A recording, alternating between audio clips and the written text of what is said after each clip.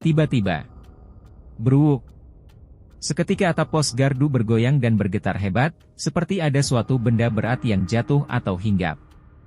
Tanpa menoleh Sukirman yang tengah asyik merem melek di gardu.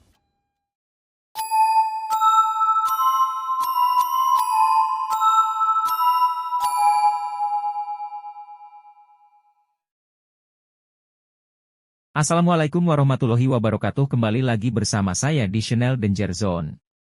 Jadi di segmen Kismis Kisah Misteri kali ini saya akan menceritakan tentang berkelahi dengan pocong. Sebelum masuk ke ceritanya, alangkah baiknya kalian dukung channel kami dengan cara subscribe, like, comment, and share ke teman-teman kalian semua. Agar kami lebih semangat lagi untuk membuat video-video yang lebih menarik lagi. Oke, tanpa banyak basa-basi kita gas ke ceritanya. Kismis Kisah Misteri dimulai.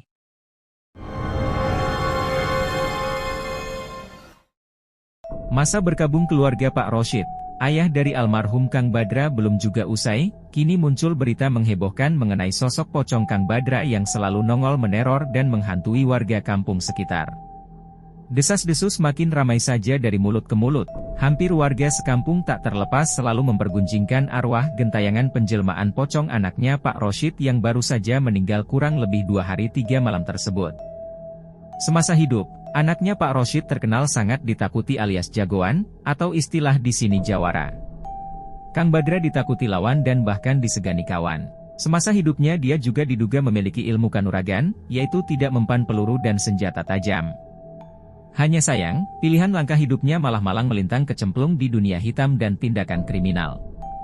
Namun sebagai manusia, sehebat apapun, apalagi digunakan di jalan yang salah, tinggal tunggu saja datangnya azab dari Yang Maha Kuasa. Karena manusia sebagai makhluk Allah, tentu kita semua menyadari bahwa sesungguhnya tiada daya dan upaya, tiada kekuatan apapun selain kekuatan yang hanya milik Allah.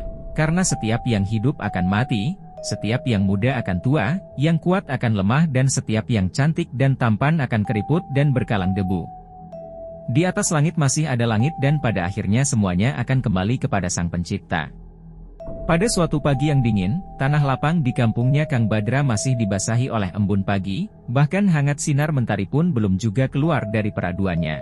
Tiba-tiba dari speaker toa masjid terdengar lantang sebuah informasi duka cita yang mengatakan bahwa Kang Badra telah meninggal dunia. Dia ditemukan di tanah lapang oleh salah satu warga yang hendak menunaikan sholat subuh berjamaah di masjid. Kang Badra ditemukan dengan kondisi mengerikan, terdapat luka tembak di dada kiri serta terlihat jelas lubang peluru menganga di dahinya. Tidak diketahui siapa yang menembaknya dan memakai peluru apa. Yang jelas, Kang Badra sudah mati ditembak dan mayatnya dibiarkan tergeletak di rerumputan basah. Beberapa warga yang sudah terbangun dan hendak memulai aktivitas pagi, sempat pada tercekat mendengar berita itu. Rupanya agak kurang percaya atas berita yang dikumandangkan barusan. Tanpa perlu menyita waktu lama, rumah duka Bapak Rosyid selaku ayahnya Kang Badra sudah dikerubungi warga sekitar. Aneh katanya, orang gak bener tapi pas meninggal kok banyak yang nengok? Usut punya usut, rupanya yang nengok bukan hendak berbela sungkawa atau turut berduka cita, tapi menurut salah satu warga, katanya dia hanya sekedar memastikan saja apa betul si Badra itu sudah benar-benar mampus. Kalau iya, syukur dah rasain. Kira-kira begitulah menurut salah satu warga yang tengah celingat-celinguk di sekitar rumah duka.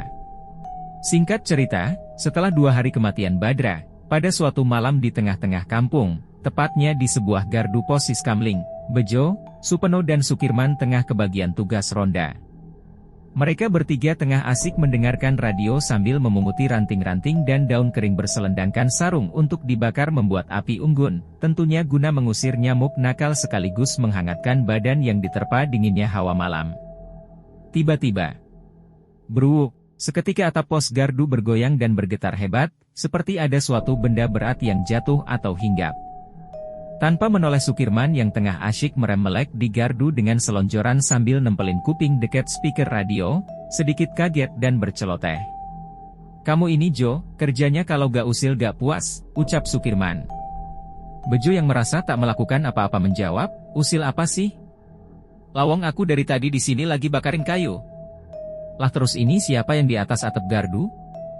Dari tadi goyang ngecor sampai sengnya bunyi cekat-cekot kayak mau copot," timpal Sukirman. Bejo dan Supeno yang berada di depan gardu serempak memandang ke atas atap gardu Siskamling.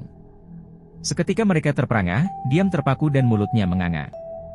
Sukirman yang melihat situasi seperti itu jadi bingung keheranan dan bertanya, "Di atas ada apa bro?" Namun Bejo dan Supeno hanya menganga saja sambil nunjuk-nunjuk ke atas atap, membuat Sukirman jadi gregetan. Baru saja Sukirman hendak menghampiri kedua rekannya yang berlagak aneh itu, saat dia mau turun dari gardu, tiba-tiba tepat di depan wajah Sukirman muncul sosok pocong bergelantung terbalik yang menyerupai wajah Badra dengan mata melotot berwarna merah darah menyala, lengkap dengan atribut kapas yang masih menyumbat di hidungnya. Hanya saja lubang di dahinya terus-menerus mengalirkan cairan darah serta nanah yang menetes dan baunya tidak ketulungan. Sukirman yang seketika berhadap-hadapan tanpa janjian dengan pocongan Badra akhirnya langsung sukses tepar sampai pagi. Begitu pula dengan Bejo dan Supeno. Semenjak kejadian tersebut, pemuda-pemuda di kampung tidak ada lagi yang mau ronda. Diupahi rokok sebungkus juga pada nolak. Akhirnya warga semua pada resah. Teror hantu pocong Badra berkali-kali terulang, bahkan gak tanggung-tanggung, pocong itu suka nongol di tempat terang dan banyak orang, yang membikin warga lari kocar-kacir. Yang suka nangkring di warung kopi pada ngilang sampai yang punya warung kopinya juga ikut ngilang karena ketakutan didatangi oleh hantu pocongnya Kang Badra, hingga kampung yang biasanya ramai, kini lebih sepi daripada kuburan. Jangankan menjelang malam, siang hari saja orang kalau sendirian di rumah, mereka tidak berani. Hingga pada suatu saat kekacauan yang disebabkan oleh hantu pocong Kang Badra terdengar dan sampai ke telinga Kang Kiman. Kang Kiman ini termasuk orang yang memang disegani juga karena diduga, selain punya nyali gede, semasa Badra masih hidup pun, Badra sedikit hormat pada Kang Kiman. Singkat cerita, setelah diadakan musyawarah dan didapat keputusan, akhirnya menghasilkan sebuah rencana. Pada suatu malam, para pemuda yang dipimpin oleh Kang Kiman berencana menangkap sosok gaib dari pocong Kang Badra yang sudah sangat meresahkan itu. Dari jam 10 malam mereka menantikan penampakan sosok pocong Kang Badra dengan harap-harap cemas. Namun tidak bagi Kang Kiman, dia mondar-mandir di depan gardu dengan memegangi gagang golok yang terselip di pinggangnya. Tapi gak tahu kenapa si hantu kagak nongol-nongol, yang membuat Kang Kiman semakin sewot naik pitam dan akhirnya lambat laun menjadi sombong dan berteriak-teriak menantang si pocong. Namun tetap saja si hantu pocong Badra tak kunjung datang. Akhirnya sekitar setengah 1 malam, di saat mereka tengah merasa tinggi hati dan sombong, dan di saat Kang Kiman dan kawan-kawannya pada cekekekan di gardu sambil ngomongin hantu pocong Badra yang mereka kira tak berani datang lantaran ada Kang Kiman yang dijagokan, mereka mendadak mencium bau bangkai yang sangat kuat. Saking baunya, sampai-sampai salah satu warga yang ikut sukarela hendak mengkus pocong Kang Badra tak kuat menahan bau hingga muntah. Tak berapa lama, Gro Sasa. Dari arah pohon kelapa dekat warung kopi Mang Sakir terlihat terbang sosok putih kecoklatan kumal dan kemudian muncul berdiri di hadapan mereka. Jelas terlihat wujud pocong Kang Badra dengan wajah yang semakin hancur, rusak dan menghitam. Matanya merah menyala dan menebar bau busuk dan anyir bangkai. Di sela keningnya terlihat menganga luka seperti bolong yang terus mengeluarkan cairan kental. Gro! Pocong Kang Badra mengeluarkan suara serak seperti orang tercekik. Menurut narasumber, pada situasi seperti itu para pemuda yang suka rela ikut rencana hendak menangkap, ngedadak langsung lemes semaput seperti gak bertulang. Mau kabur takut, apalagi mau nangkep. Yang ada pada melongo dan pada ngacir serta sebagian lagi pingsan. Beda lagi dengan Kang Kiman, memang momen ini yang tengah dinanti olehnya. Tanpa banyak bicara Kang Kiman langsung menghunus goloknya dan buuk. Golok Kang Kiman seketika dihujamkan ke leher pocong itu. Namun yang terjadi Kang Kiman malah mental terpelanting, seakan seperti membacok ban karet yang super kenyal. Sejurus kemudian, dengan sigap Kang Kiman bangkit dan berteriak sambil menghujamkan kembali goloknya, namun kejadian yang sama terulang kembali. Kini malah goloknya Kang Kiman mental dan terlempar entah kemana. Kang Kiman menyerang si hantu pocong dengan membabi buta tanpa membuahkan hasil. Di lain tempat, Kang Pudin, adiknya Kang Kiman, yang baru pulang, mendengar kabar dari sang ibu yang katanya kakaknya bersama para pemuda kampung hendak menangkap hantu pocong. Kang Pudin mendadak gelisah, sehingga menyusul sang kakak ke pos gardu. Benar saja, kala itu kakaknya tengah berkelahi. Namun yang dilihat oleh mata batin Kang Pudin, kakaknya tidak sedang berkelahi dengan pocong, melainkan dengan sosok makhluk astral hitam besar dan berbulu, bahkan ada tanduk panjang yang tumbuh di tengah keningnya, menandakan si makhluk gaib atau jin tersebut sudah berumur sangat tua. Tiba-tiba Kang Kiman terpelanting mental jauh sekali di saat dia tengah berusaha menangkap kaki pocongan Kang Badra. Dia terpental hingga kepalanya terbentur dinding tembok dan seketika itu juga tak sadarkan diri. Kang Pudin yang melihat kakaknya ditendang sedemikian rupa, akhirnya marah dan langsung masuk ke arena pertempuran dengan diawali kalimah basmalah.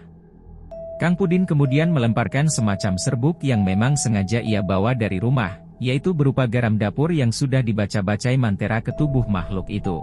Terdengar seperti suara letupan-letupan kecil memercikan api saat serbuk itu mengenai tubuh si makhluk. Namun hal itu hanya membuat makhluk itu semakin marah dan menggeram buas. Kini amarah si makhluk tertuju kepada Kang Pudin. Dengan tenang Kang Pudin memandang sosok makhluk hitam yang terlihat melotot tajam penuh amarah itu. Sambil mengatur ilmu pernafasan dan mendawamkan kalimah sakti pemberian sang guru, secara mata batin terlihat tangan Kang Pudin bersinar terang keputihan. Di saat makhluk itu hendak menerkam dan menyerang, dengan gema takbir melesatlah cahaya putih dari kedua tangan Kang Pudin yang menghantam tubuh si makhluk, diiringi suara letupan dan jeritan keras kesakitan. Akhirnya si makhluk yang selalu mengganggu dengan berwujud pocongan Kang Badra itu tiba-tiba berubah seperti asap beterbangan dan meninggalkan bekas berupa tumpukan abu seakan ada sesuatu yang telah terbakar, dan kemudian sirna tak berbekas.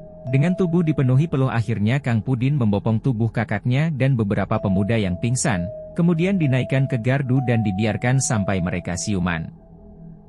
Namun terjadi satu musibah yang cukup fatal terhadap Kang Kiman. Rupanya Kang Kiman terkena ludah dari si makhluk itu, yang menyebabkan tubuhnya mengeluarkan bau tak sedap. Selain itu Kang Kiman menjadi seperti orang stres dan hilang ingatan alias rada gak waras. Keadaan ini cukup lama diderita Kang Kiman. Namun setelah diobati, dengan perlahan dan penuh kesabaran akhirnya Kang Kiman berangsur normal. Begitulah berlangsungnya duel perkelahian antara Kang Kiman bersama adiknya Kang Pudin dan hantu pocong Kang Badra yang selalu meneror warga kampung, yang belakangan diketahui sosok hantu pocong itu ternyata jelmaan dari jin ganas yang notabene sudah lama menempel dan merasuk ke tubuh Kang Badra, sebagai jelmaan dari ilmu hitam yang menjadi pegangannya. Oke, mungkin segitu saja cerita yang bisa kami sampaikan. Mudah-mudahan dapat menghibur kalian semua. Dan jangan lupa ikuti kami terus ya. Wassalamualaikum warahmatullahi wabarakatuh.